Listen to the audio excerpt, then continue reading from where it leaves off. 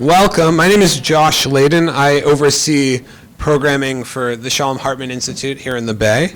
I'm really thrilled that all of you were able to make it out this evening, and I look forward to a great conversation. The way this evening works, as a bit of introduction, and then I'll actually pass the baton for introductions over to Samuel Klein, who is the Chief Jewish Officer here at the JCC, the evening works through, we'll have a great lecture and study with Ruth, and then we'll have the opportunity to spend some time in small groups, working out the material together in small group discussion, and then we'll come back and we'll have an opportunity for a little bit of conversation and questions of Ruth afterwards. This program is the product of 11 Jewish organizations in the Bay Area coming together and wanting to work together, and that's really a feat. And special thanks should go to the Correct Foundation for generously sponsoring this, as well as the New Israel Fund, who is providing facilitators for our small group discussions. And finally, thank you very much to the JCC of San Francisco for hosting us this evening. It's really a great opportunity to be here and to hear from a great scholar of the Jews and the Jewish people, and also to be able to sort of work that material out and create community together. So I'd like to invite Samuel Klein, who's the Chief Jewish Officer of the JCC, up here to give you a little introduction to this space and as well to our speaker, Ruth. Samuel.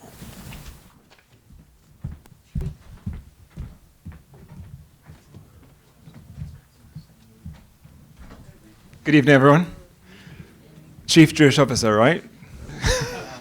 You all had very straight faces when you heard that. Please write in if you could work it out. So really what that stands for is that we at the Jewish Community Center of San Francisco, we believe that the Jewish stands for purpose and values.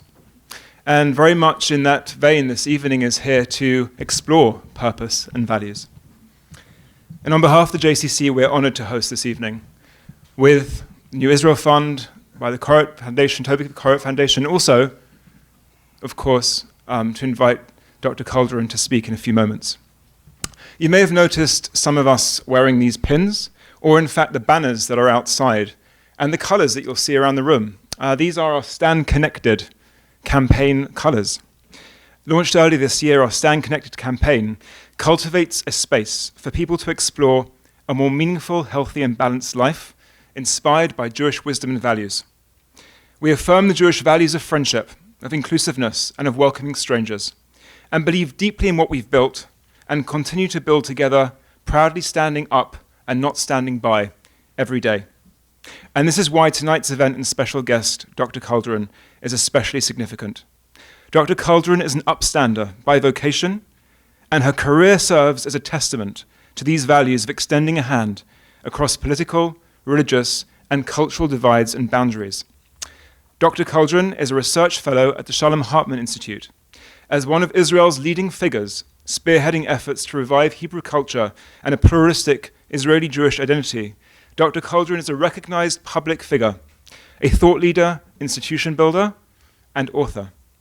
From 2013 to 15, Dr. Calderon was deputy speaker, representing the Yesh Atid party at the Knesset, the Israeli government, a member of the Education and State Control Committees and chairperson of the Lobby for Jewish Renewal.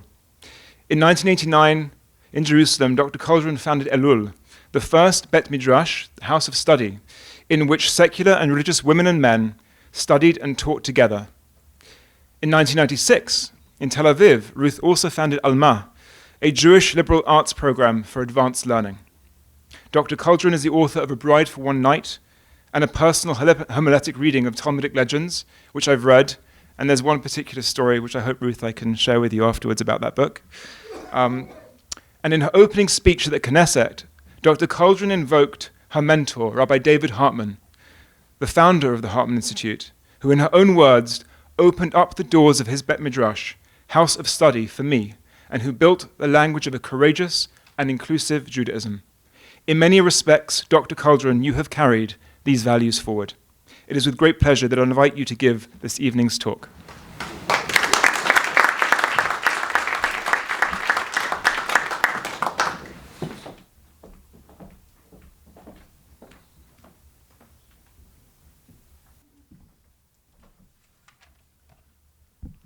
Thank you very much for the lovely, generous introduction and your beautiful accent. What do we Israelis do with our accent? What do you do with your T when this goes down? Challenging. Okay.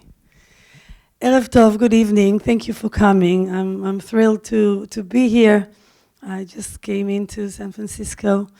And the first day, every time I come to a new city and I walk on the street, I'm searching for the right prayer or gratitude I love it.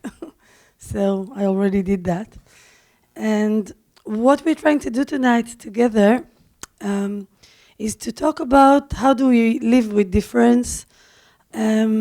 And more specifically, the way I understand it, is how do we, Israeli Jews and American Jews, today, in a time when we have a few conflicts or places where we find it difficult to even speak about them. I know that more and more in this country there are rabbis, they don't even want to bring up Israel in the synagogues because there's no way to get out of it, that someone will get offended or angry.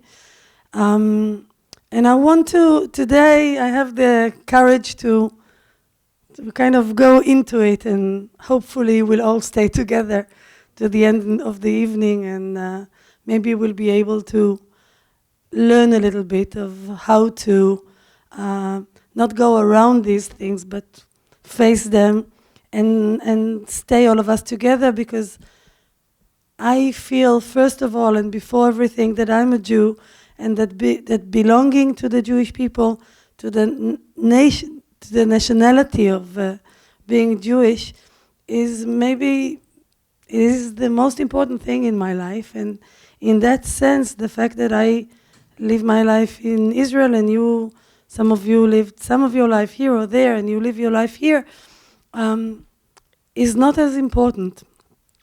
And the wish to stay together on the same side, I think, is crucial and one of the most important things for the future of the Jewish people. And so I want to use 3 terms and then go into the 2 issues that I think are tearing us apart, or at least putting a risk to our relationship. One is religious pluralism in Israel, and the other one is occupation and the relationship between Israel and Palestinians. And then I would like to tell you a story from the Talmud. I'm sorry, we had a mistake with the text. You have a very beautiful text on the table, but it's about beauty and women and light for another day. You can take it home and study it on Pesach. But we Xeroxed very quickly, and thank you to all my team of Hartman here. The other text that is going to deal with how we work with conflict. How do we deal with conflict? So the first term that is usually used is, that we all know, is pluralism, and I want to use the term pluralism with the metaphor of a gardener that has a garden and decided to let anything in the garden grow. He or she gave the water and good soil and patience, and everything grew. Some of it gives fruit, some of it is beautiful flowers, and some of it is weed. But as gardeners, when the gardener is pluralistic, it lets everything grow with no judgment. Some of it is this, some of it is that, and he might or she might want oranges, but other fruit grow in that garden, and she's pluralistically taking care of the whole garden. That is one term, pluralism. The second term that I want to use is tolerance. Tolerance, sovlanut in Hebrew. What is the root of sovlanut? Sevel, which is, oh, thank you for my tea. And the tea has two friends here, water, another water. Yofi. Thank you. Tolerance comes from the word sovlanut. Sovlanut, I mean, not from the word, it's the translation of sovlanut. Sovlanut comes from sevel. And what is sevel? Suffering. So sovlanut is something that when you practice, you suffer. So if we go back to that same gardener that wishes to grow oranges, and out of the trees grow apples, and he's allergic to apples, he suffers.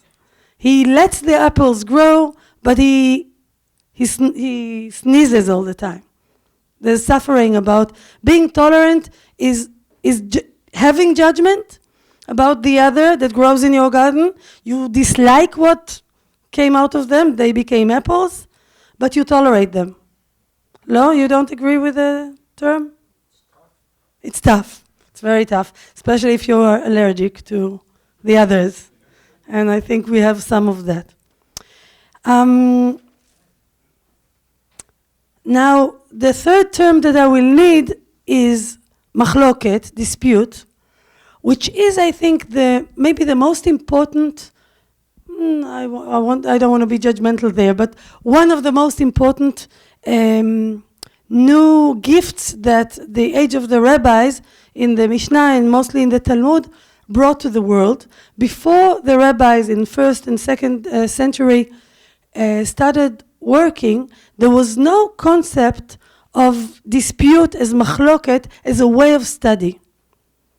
The Greek philosophers did have dialogues. The teacher would ask questions and the answers of the student would bring him slowly to the truth that the teacher knew from the beginning.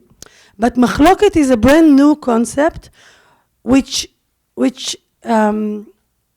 is built by a kind of a tension between two equally strong scholars that choose each other because they are very different and they don't agree and they need each other in order to study. That's something very foreign to our way of thinking, because even in your Facebook feed, you usually cultivate the people that think like you. And if someone really annoys you, you just unfriend them. And so you see your side of the coin most of the time. Machloket is searching for someone that you admire and respect, but thinks very different from you, intuitively, or was raised in a different way.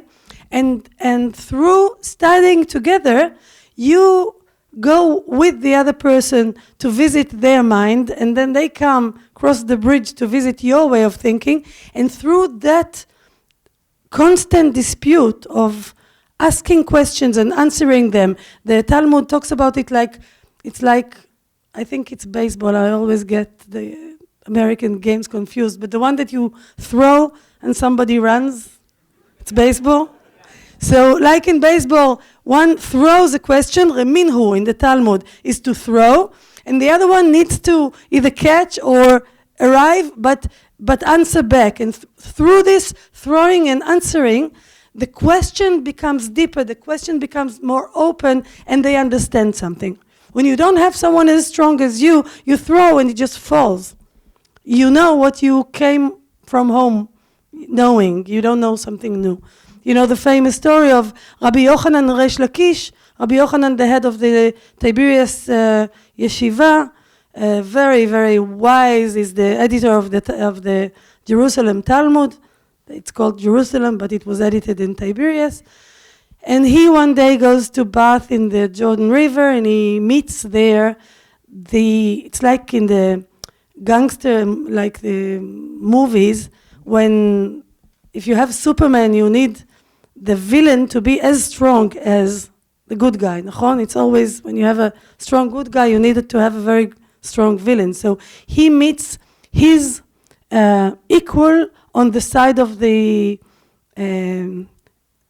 Zealots. No, the Resh Lakish, the guy that he met in the river, was that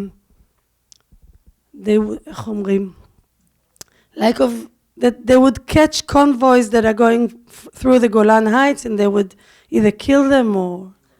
He was a robber. Robber? A criminal? Highway robber, thank you.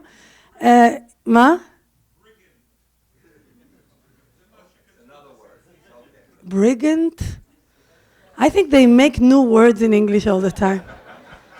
By the time I understood... Anyway, Resh Lakish is a tough guy that works, and Rashi says that before he did that, he was a gladiator. So if you saw the movie, you can imagine him.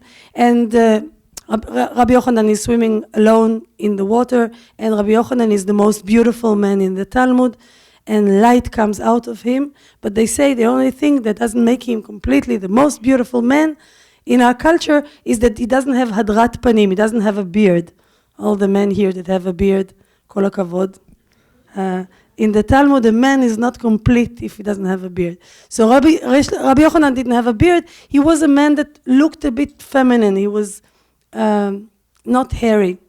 Bekitzur, when Resh Lakish sees him, he jumps to the river after him, thinking he's a woman. And they meet each other naked in the water. It's very scary, especially for Rabbi Yochanan, because the other guy is like Tarzan. People of my age remember Johnny Weissmuller. So when I was a little girl, my father used to tell us, my father was not a heroic man, and he was a very careful man, but he used to tell us that when Johnny Weissmuller was afraid to do the big jumps, my father was the stunt. So I grew up believing. Anyway, not Johnny Weissmuller, Resh Lakish is swimming towards Rabbi Yochanan.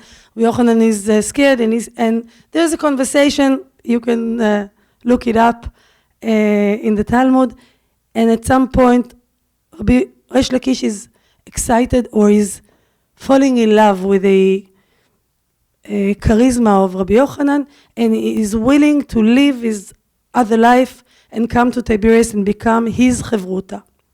That is one of the classic examples of a very strong chevruta, when Rabbi Yochanan chose, like his shadow, the man that is completely the opposite of him, that is very male and very aggressive and very like from the mafia.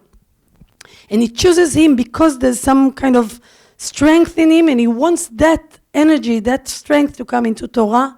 And he thinks, if I would study with this man, he's as intelligent as I am, but he comes from the other world, what kind of Torah we can study? And he marries him to his daughter, and they study many years. And then one day, they have a dispute in the Bet Midrash. You can see in many pages of the Talmud, Rabbi Yochanan says, Resh Lakish says, Rabbi Yochanan says, Resh Lakish says. They are very good chevruta, a team of doing machloket together. And one day, Resh Lakish says something that Rabbi Yochanan doesn't like, and I'm sorry that I'm killing this story too short. It's something to enjoy a whole evening, but he makes him sick, and slowly Resh Lakish dies. And after Resh Lakish dies, because of Rabbi Yochanan's anger, the energy of his akpada, of his, he's upset about him, Rabbi Yochanan can't study anymore because he doesn't have a partner. So the rabbi said, we have to give him someone, and they send Rabbi Elazar ben Pedat, who is a very good scholar, and he knows everything by heart. He's like a human Wikipedia. So they send him, and Rabbi Yochanan throws, and Rabbi Elazar ben Pedat says, I have a proof that you're right. I remember in this place, in that place, I can tell you all the places where that prove that you're right. And Rabbi Yochanan says, you are like Resh Lakish. Resh Lakish, everything I would throw, he would answer me 24 answers, and I would or ask me 24 questions, and I would answer 24 answers, like moves on check. And through our debate, the question would open up.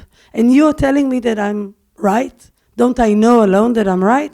And he throws Rabbi Elazar ben Pedat away, and then he can't live without Resh Lakish anymore until he loses his mind, and the rabbis ask for mercy, and then Rabbi Yochanan dies. So that concept, this is a story, a dramatic story about how important it is to find someone to have a dispute with, and how difficult it is not to kill him. I mean, everybody that is married knows that, but you are looking for someone that will be the other side that makes you whole, but then you try to change them. I love you, you're perfect, now change it. I remember it on Broadway. You choose him because he's Resh Lakish, but then you try to make him a scholar like you. And it's amazing that rabbis that lived with Chevruta and Machloket write a story that is critical about themselves, saying you have to be very careful with a man that doesn't agree with you, because you can't live without him, but it's very difficult to live with him. I want to go straight into the issues at hand. The first one is, if I can be the American Jew that is within me. I've lived a few years in America, so I can try to get into those shoes. And by the way, I want to say something very important. The other person always seems simple to us. The other person always seems like you got him and you understood, but no one is simple. So, but I'll try to go and look at Israelis from the outside. The first issue is, why, for heaven's sake, don't you let women pray by the wall? What is this that you don't appreciate conservative and reform rabbis? How can Israel, as the homeland of all the Jews in the world, be a state that doesn't appreciate my Jewishness? I'm talking for a pluralistic, liberal Jew in America. And that is a very serious problem. I think that is one of the problems that is setting us apart, and I want to talk about it a little bit, and then maybe after you talk between yourselves, we'll come back, and because I really want to know what you think, but I'll give you my side of it. When I was in the Knesset and all the time through now, I believe that the most important thing about Israel today is, although security is important and economy is important and everything is important, but the most important thing is the identity of the state as a Jewish and democratic state. And the balance between Jewish and democratic is a challenge. The reason we are challenged with it, the way I understand it, is, I'll say it simply and then I'll try to say it a little more yoter. I think most of Israeli Jews, and I'm not sure about liberal Jews outside of Israel, are still ambivalent about their own Jewishness. There is still in Israel, and it's something that gives me a lot of pain, but I'm putting it because I think it exists. Most of the non-Orthodox Jews in Israel feel that the authentic Jew is not them. And I think that happened since the beginning, creation of the state, and I think that is the reason why Ben Gurion, our first prime minister, gave the Orthodox the authority to marry and divorce and legayer, convert, and built a chief rabbinate that today is giving us a lot of pain. And I am afraid it took me many years to allow myself to say that, because I'm educated to respect rabbis. But I feel today the chief rabbinate is Chilul Hashem. He's really doing damage to Judaism and to Israel. But why do the majority of Jews in Israel let them?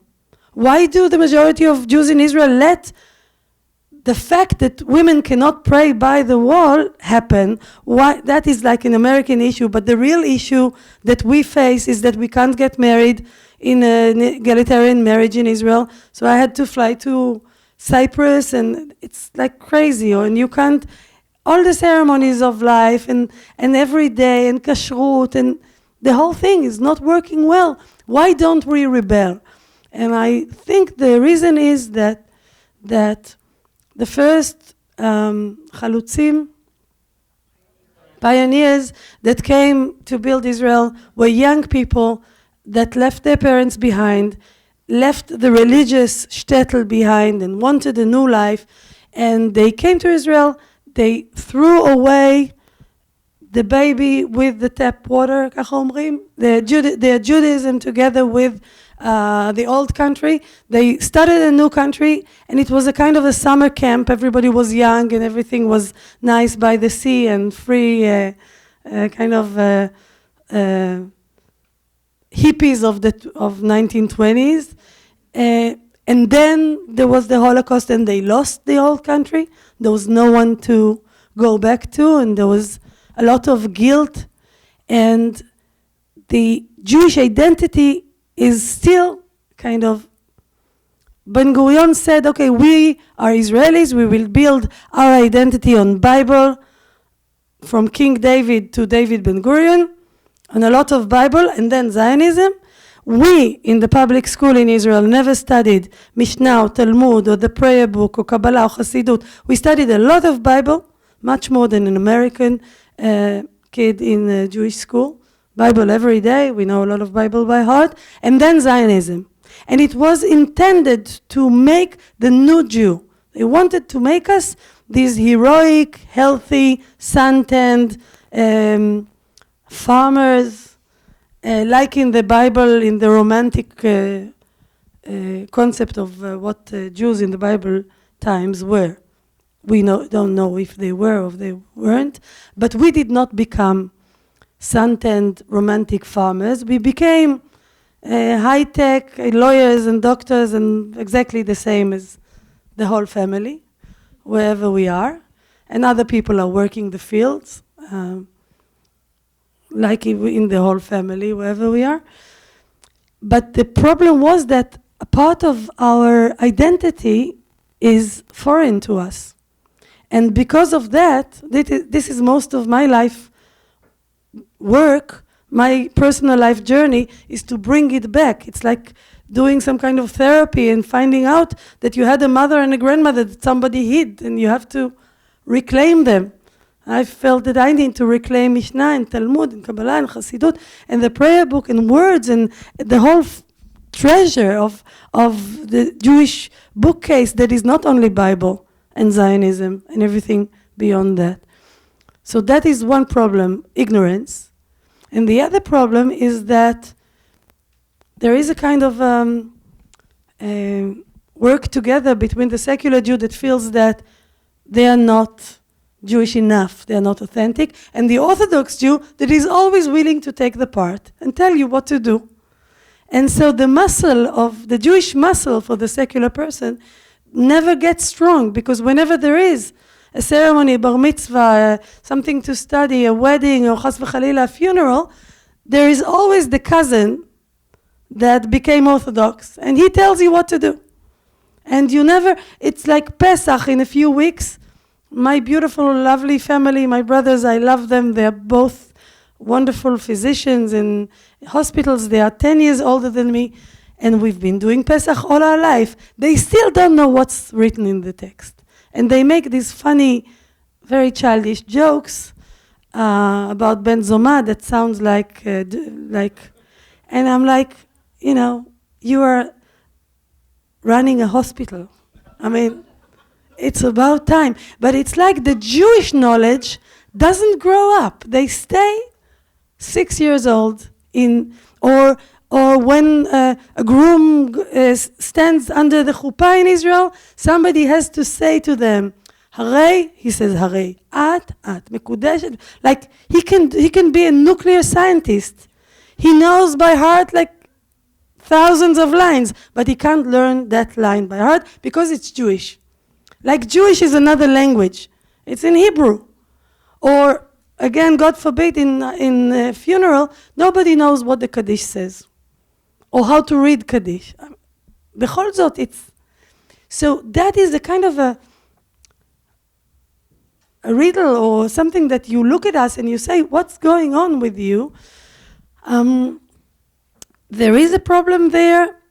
I believe that education can fix it, but whenever we, the liberal Jews, the non-affiliated Jews, the secular Jews, and the Reform and Conservative Jews try to have schools and teach ourselves and bring up teachers that can teach our children, usually the government takes the money, that is the taxpayers' money, which is us, and gives it to the Orthodox schools in order for them to teach our children. And again, the children have this ambivalence that in school they say one thing, but at home we do another thing, so maybe we're not authentic Jews again. And another thing on top of all that, American Jewry is Protestant, and Israeli Jewry is Catholic. Think about it a little bit and you'll understand many things. The church I don't go to is Catholic, it is said in the scriptures of Catch-22.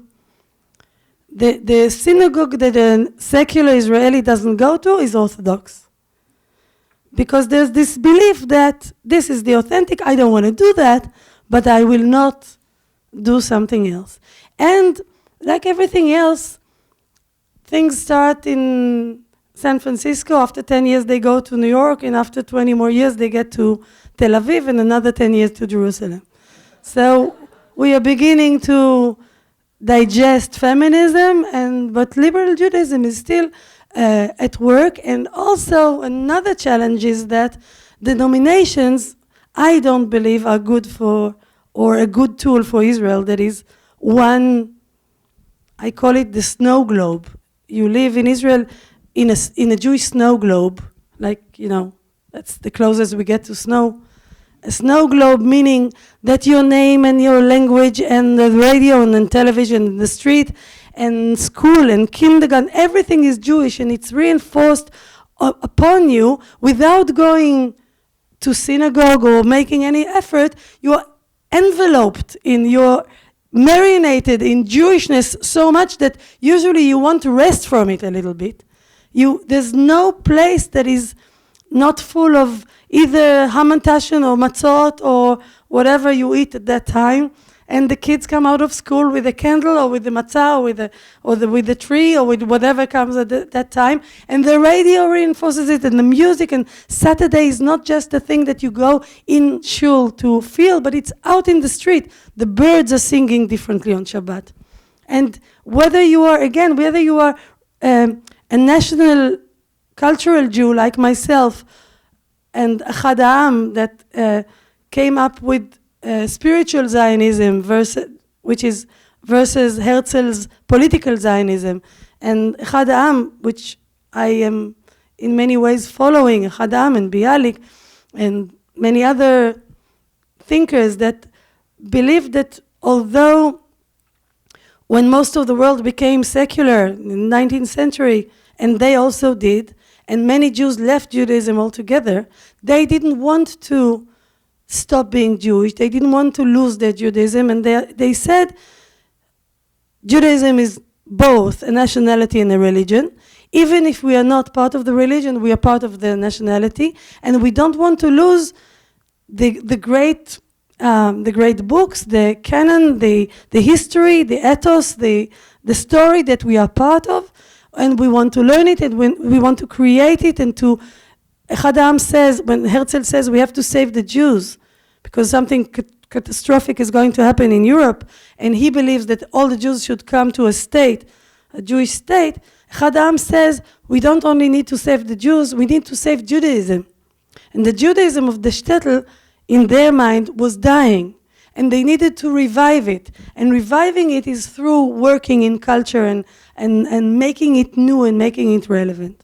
And I believe in that, and that is what I try to do, together with the whole world of Jewish renewal, from the Hartman Institute through Elul and Alma and Bina and the secular yeshiva and Mechinot and Midrasha and Oranim, and there are maybe 100 places today of liberal Judaism, but all of us are outside of the official educational world, which is all 90% Orthodox dominated, and as again and again, when an Orthodox person comes and tells the people that their Judaism is not right, and the Judaism that they need to be is his, usually they go away, and then it takes a lot of effort to bring them back and tell them it's yours to take, it's yours to reclaim, but you need to study, because ignorance is always weakness, and so all of that is complex, and in some ways it's easier here, because here in America, Judaism is a religion. And you don't talk about Judaism as a nationality so much because of two reasons. One, because today, especially in the West Coast, nationalism is kind of an embarrassing word, and it goes with fascism, and so you don't go there. And I think that's a terrible mistake. It happens in Israel also, but I am proud to be a national Jew, and I'm not a fascist, and I do love the flag, and I am moved by the fact that we have a homeland. It doesn't have to go beyond that to doing any harm to anyone else. The other reason I think American Jews don't talk so much about Judaism as a nationality is because it might kind of have some conflict with American patriotism. So it's easy to be a religion, and it's a private thing. You do it on Fridays and Saturdays and holidays, and every day you're an American. That is like one place where we don't exactly understand each other completely, and it rubs not so well, and maybe today we can make some progress with that. There is a lot of wish in Israel for freedom of religion that we don't have. I believe that we need you. We need all the Jews in the world, because Israel is not just the state of Israelis. Israel was built and founded to be the homeland of all Jews, and so you should have a voice, and you should have a way to affect what happens in Israel. We'll talk about how to do it maybe afterwards. The second subject that I just want to touch on is occupation and Palestinian-Israeli conflict, which again I feel is pushing many American Jews away from even mentioning Israel. I feel that many times Israel is embarrassing people here. It's difficult to answer whether you're in college or at work. What did they do again last night, and how am I supposed to explain it this morning? Oh yeah, and this is a tough one. Most of my work is in the realm of Jewish education, and this is not something that I'm professional at, but I will put my own thinking forward, because this is something that we should talk about at least. In a relationship, when things are painful, it's always better to talk about them than to not talk about them. I think most of the Israelis don't want to occupy anyone else.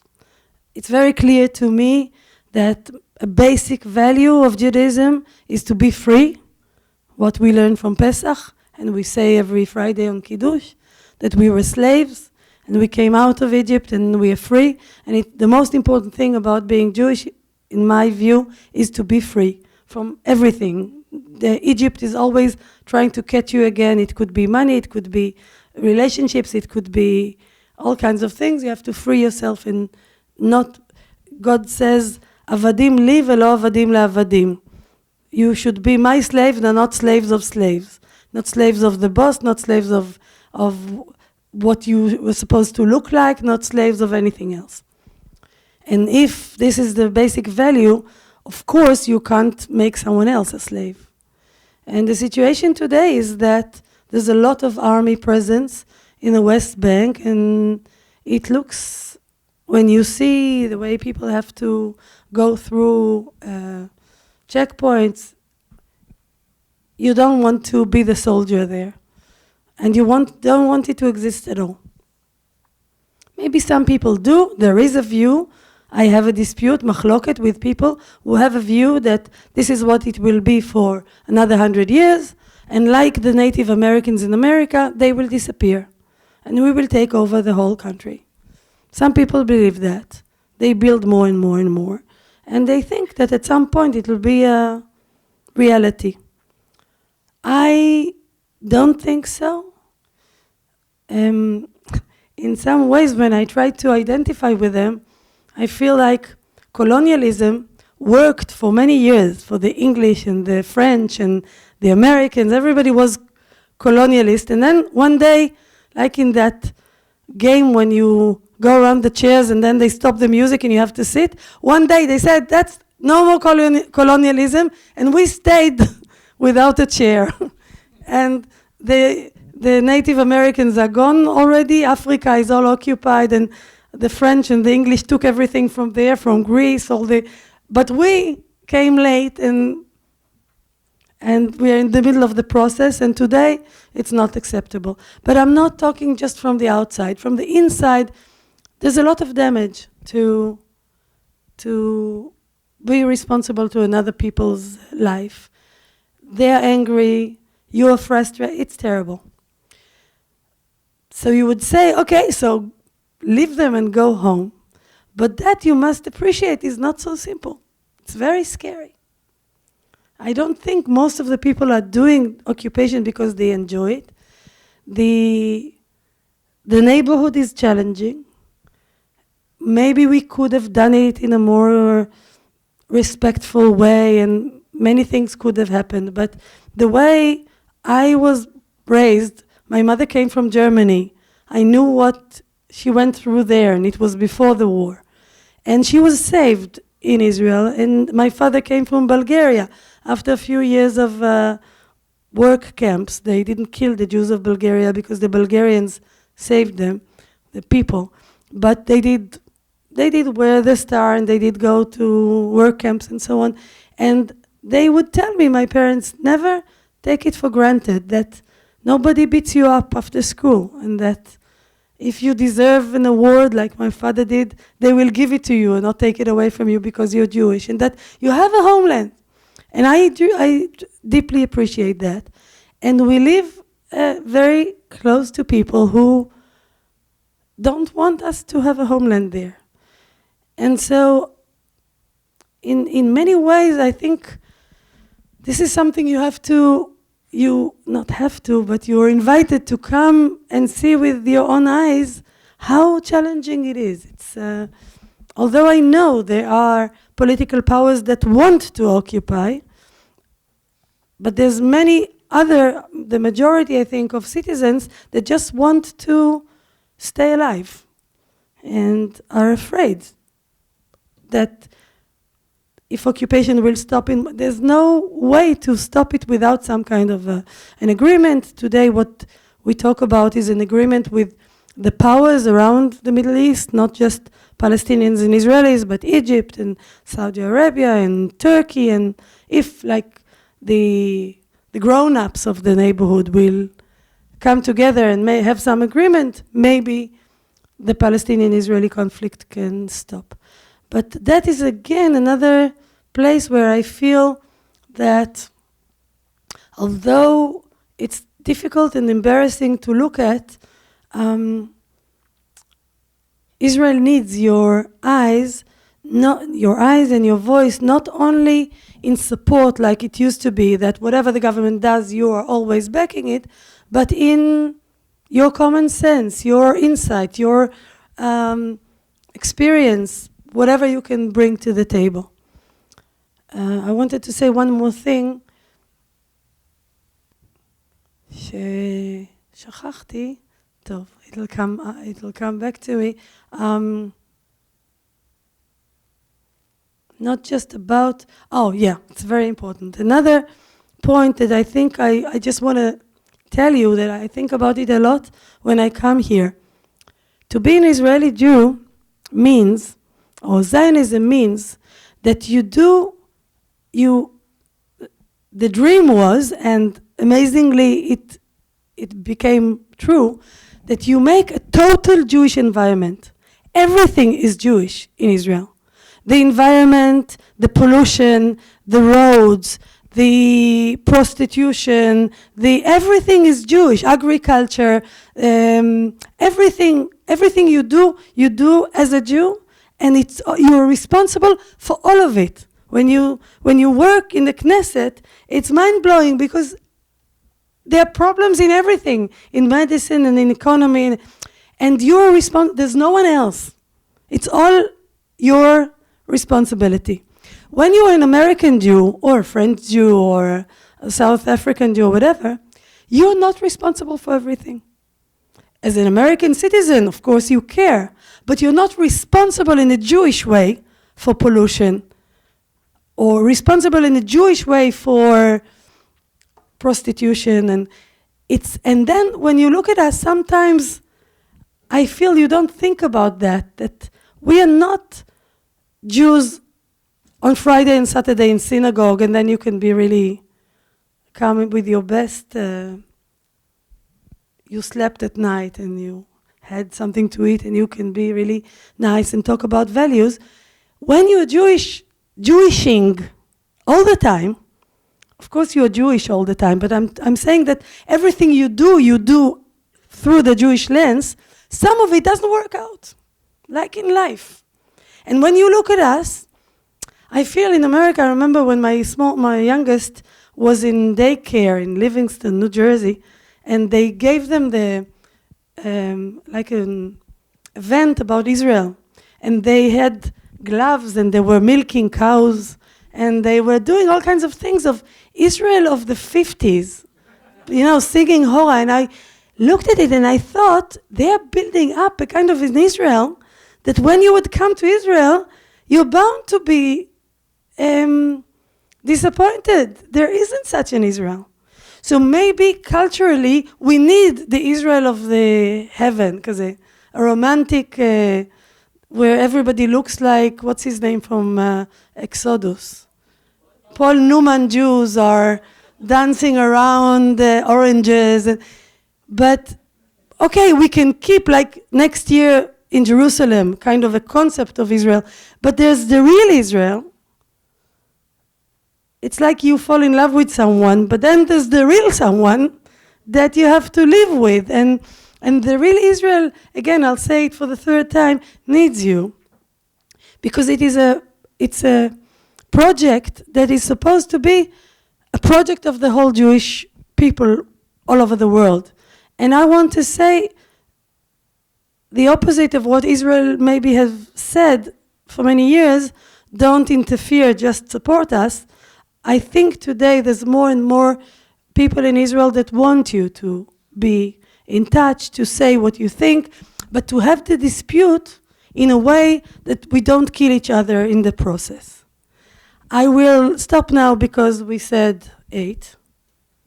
And we'll see what happens, but we'll get back to our conversation. Thank you, Ruth.